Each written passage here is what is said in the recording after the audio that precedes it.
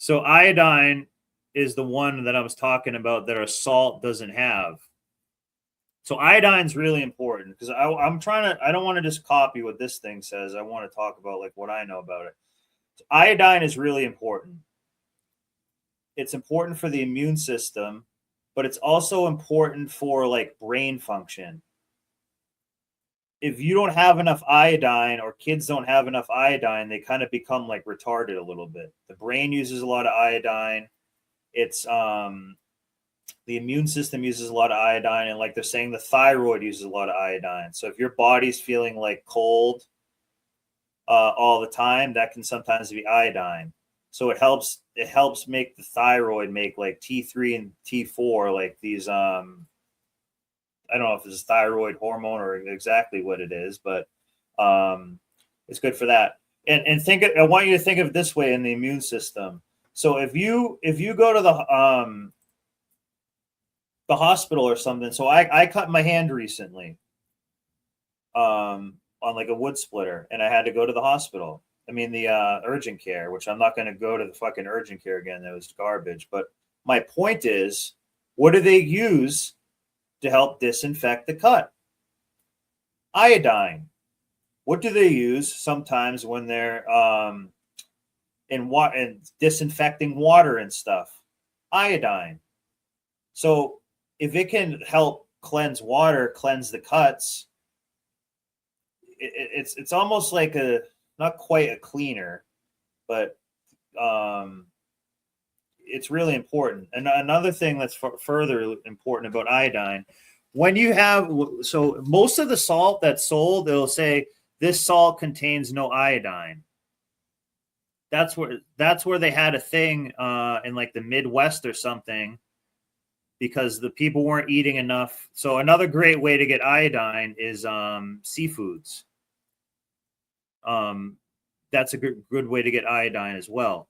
So I don't know. Maybe we'll just say it's I think it's 40s or something like that. Either way, it doesn't really matter. So the Midwest started having people having like a huge, like swollen thyroid, which is basically like located in your throat area. And they were having all these diseases. They called it, there was like an epidemic that it was called, but I think it's called goiters. And it's because they took the iodine out of the salt. So that's what I'm saying. A ton of the salt is fake salt. Real sea salt and stuff contains iodine in it. I don't know why the fuck they take it out. So iodine is really important. So that's another thing too. Like if you feel like you're getting, because you can get like drops of iodine. If you feel like you're getting sick, you can add a little bit more iodine. I did that during COVID, actually. Thyroid's fuel. Iodine is the mineral that powers your thyroid gland, the tiny organ in your neck that controls your metabolism, energy, body temperature, and growth. Without enough iodine, the thyroid can't make its hormones and the entire system slows down. Low iodine can lead to fatigue, weight gain, a puffy face, low body temperature, and brain fog. Yeah, that low body temp. In extreme cases, the thyroid can swell, forming a goiter. Iodine deficiency is still a major problem in some parts of the world, especially where soil levels are low. You'll find iodine in iodized salt, seaweed, fish, dairy, and eggs. Well, my question is, why do they even have salt that they've taken it out of? It doesn't take much. Your daily requirement is tiny. But without it, your body can't keep its engine running at a normal speed. Selenium, the antioxidant shield. Selenium acts like your body's rust protection. And when I had my test done recently, selenium is one of the ones I was low in. It helps stop cell damage by fighting harmful molecules called free radicals. It also supports your thyroid and immune system, making it a quiet but powerful defender. When selenium is low, you may feel tired, foggy, or run down, and your immune system can weaken. In severe cases, deficiency can affect the heart or thyroid. On the other hand, getting too much selenium can be harmful too. So balance is key. You can find selenium in Brazil nuts, fish, eggs, whole grains, and meats. Fun fact, just one Brazil nut can provide most of your daily selenium needs. It's one of the few minerals where more is definitely not better. Copper, the support mineral. Okay, copper. We're going to go into a whole thing of copper here. I have even a copper bracelet in my hand that I'm kind of playing with.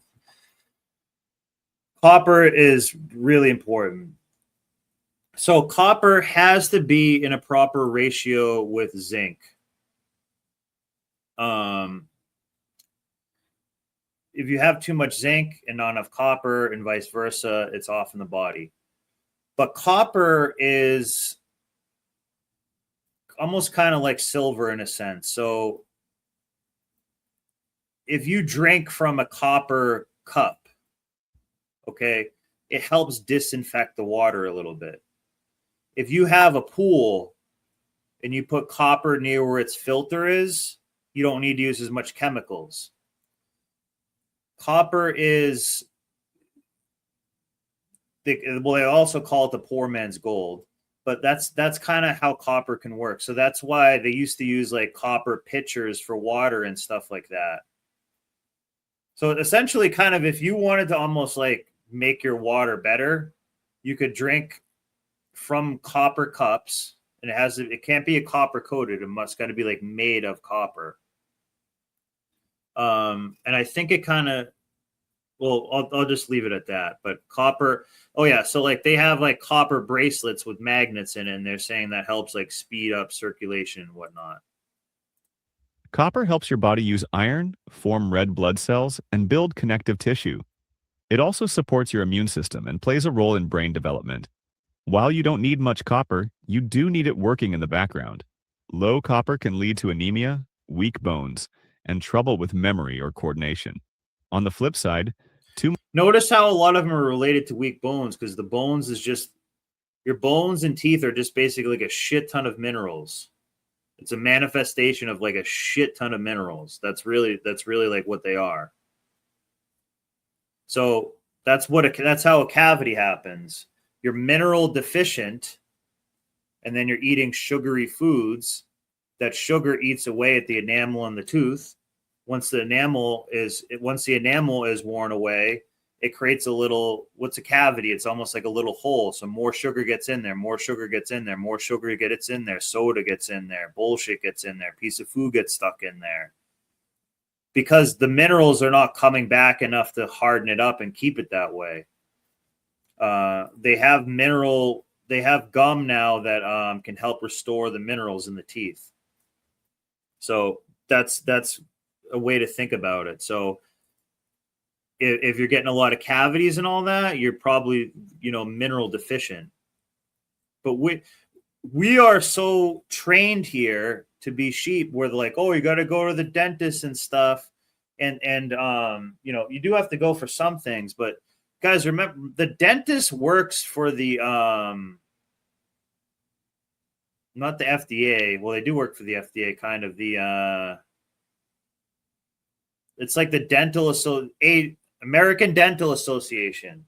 American Dental Association is mostly like bullshit that wants to sell only Crest toothpaste.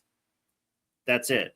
So a lot of the dentists are doing you a disservice, because when it comes to teeth, what you want to do is you want to have a toothpaste that contains some silver in it, maybe even aloe vera and a few other things, because it helps, kill the bacteria in there. And you want to take an herb called neem. Neem is, American Dental, and it's a lobby. They're corrupt. I've actually been wanting to kind of do a show on the ADA.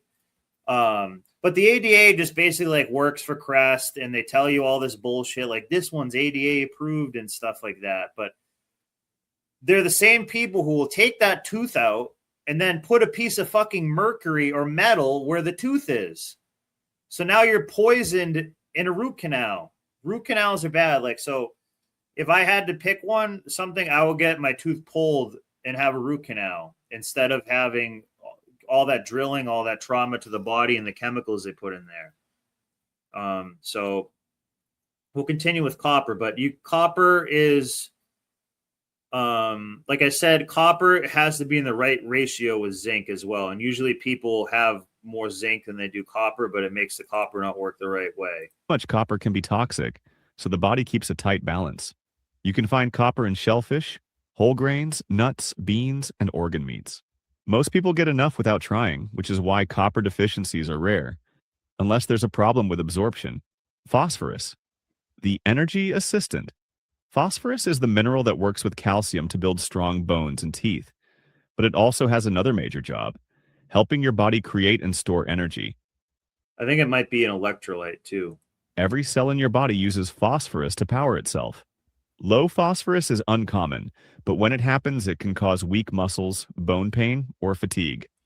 Exactly. That's why I'm saying these minerals from the earth are so important. So if your body has, I don't know, 500 million cells and 500 million cells are all low on this, that's 500 million small problems. On the other hand, too much phosphorus, often from processed foods and sodas, can throw off calcium balance and weaken bones over time. You can See how it's another one that weakens bones because it's drawing from your bones. find phosphorus in meat, dairy, nuts, beans, and whole grain. Notice how meat was a ton of it.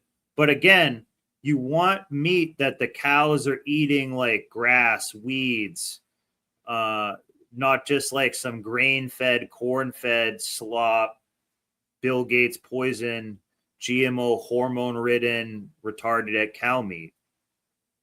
Grains. Since it's in so many foods, most people get more than And a lot of this takes other money. See, our grandparents had all this without all the bullshit. So they were just able to, have meat that wasn't like some retarded cow hormone. It was like organic, good meat. Since we have so many more people and people want to make money and stuff like that, they've speeded up the production process and everything. So they're like, oh, we have to just make this cow as big as fat as possible, then murder the shit out of it. So we're gonna basically make the cow have a ton of inflammation, and then you're eating that. enough without thinking about it. Manganese, the metabolism helper. Manganese is a trace mineral that helps your body process carbs, proteins, and Again, all these are in basically the dirt. fats. It also plays a role in forming And all of this comes from dirt and is relevant from that. bones and protecting cells from damage. You don't need much of it, but it See bones again. quietly supports your daily energy and metabolism. Low manganese is rare, but if levels drop too low, it can lead to weak bones, poor growth, or trouble with metabolism. On the other hand, too much manganese, especially from contaminated water or workplace exposure, can be harmful to the nervous system. You can get manganese from nuts, whole grains, leafy greens, and tea. Since the body only needs tiny amounts, most people hit their daily target without even trying. Chromium, the blood sugar assistant. Chromium helps your body use insulin, the hormone that controls blood sugar. It doesn't get much attention, but without I think it kind of helps with weight loss a little bit too. chromium, your cells have a harder time absorbing glucose for energy. That can leave you feeling tired and out of balance. A chromium deficiency is uncommon, but low levels may lead to poor blood sugar control, fatigue, or cravings. Some people think chromium supplements can melt fat, but research shows the effects are small. It's a helper, not a miracle worker. You can find chromium in whole grains, broccoli, potatoes, nuts, and meats. Even though you only need trace amounts, See chromium how meat has been in every one of these? But the meat should be, you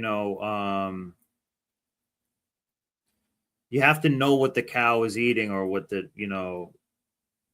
how those animals live. So I have a little farm up the street and it's costs a ton more, but I think I'm just going to eat basically like meat and stuff from there. It's up time to think sheep or gone on this health shit here. I'll summarize to you like what we're talking about. So this is a video that we're going over various minerals, and I'm talking about the ones that I know a little bit about. And why am I talking about minerals? Because everything comes from the soil, again, from the earth. So when we spray with the soil, it's fucking it up. That's one thing that's adding to it. But the soil is mineral depleted. So you want like cows and horses shitting and goats shitting all in that, and take a rototiller to it and rototill the hell out of it. That's what you want. All the shit that we have is like Scott's fertilizer, Bill Gates corn-fed retarded cow meat of goy slop. That's what we eat. So when you eat that, you don't have enough minerals. All these minerals affect the body in a very subtle way. So you're not quite sick, but you have a problem. So that's what we're going over. Plays an important supporting role in keeping your energy steady. Fluoride, the tooth protector. Fluoride is best known for its role in protecting teeth. It helps. Again, the ADA loves fluoride, fluoridated water and stuff. They're going to probably say, well, too much is not good for you. Harden tooth enamel, making it stronger and more resistant to decay. Because of this, many communities add small amounts of fluoride to drinking water and toothpaste. Low fluoride isn't usually dangerous, but it can lead to weaker enamel and more cavities. On the other hand, too much fluoride can cause mild discoloration of teeth, or in rare cases, and they use it to they used it in World War II to fuck with people and stuff. Fluoride is not good. So we don't need to. It's funny. So you only put fluoride in, huh? You only put fucking fluoride in the water, not anything else? Get the fuck out of here. The ADA is dog shit. They work for Crest. They don't give a shit. You only need a little bit of fluoride, very little bit. Like I said, your teeth and bones are just manifestations of minerals. And yeah, you do need some fluoride, but they act like if all that was helping, why did people have, why is your dental business booming? Bone issues. Like, again, bones and everything are just a ton of minerals. Many minerals, balance matters. You can get fluoride from toothpaste, fluoridated water, tea, and some seafood. Most get it from seafood or tea, guys. People get enough without thinking about it, especially if they brush twice a day like their dentist begged them to. Molybdenum, the detox assistant. Molybdenum is a trace mineral that helps your body break down toxins and waste products. It activates enzymes that process sulfur, alcohol, and chemicals from food. You don't feel it working, but it plays a quiet role in keeping your system clean. Deficiency is extremely rare, but without enough molybdenum, the body can struggle to break down certain amino acids and toxins. Too much, however, can lead to joint problems. Though this is also rare, you can get molybdenum from beans, lentils, whole grains, and nuts. Again, guys, most of us are not necessarily fully deficient, but we're depleted in all this. And the body is usually smart enough to piss it out, detox it, or use it for what it needs. So, fluoride is one I definitely don't want you having too much of, but most of these, if anything, you're deficient. If anything, double what the RDA is telling you to do. Because the RDA doesn't want you healthy and thriving. They just want you barely living so you can buy fucking lotto tickets and stuff. Because it's easy to find in common foods, most people meet their needs without effort. Chloride, the fluid balancer. I think this is also an electrolyte as well. Chloride works with sodium and potassium to keep your body's fluids and... Yeah. These are electrolytes. So electrolytes are important, So when you go outside and so the past few days has been really hot out. And sometimes when it's really hot out, I don't know if you guys have experienced this. Maybe you're working outside or something and you're sweating your ass off in this humidity, okay? And you have a shirt on, you're taking it off. When you go to take the shirt off, you can almost feel like a salt on it. That's minerals leaving the body. And that is these electrolytes basically leaving the body. Electrolytes also kind of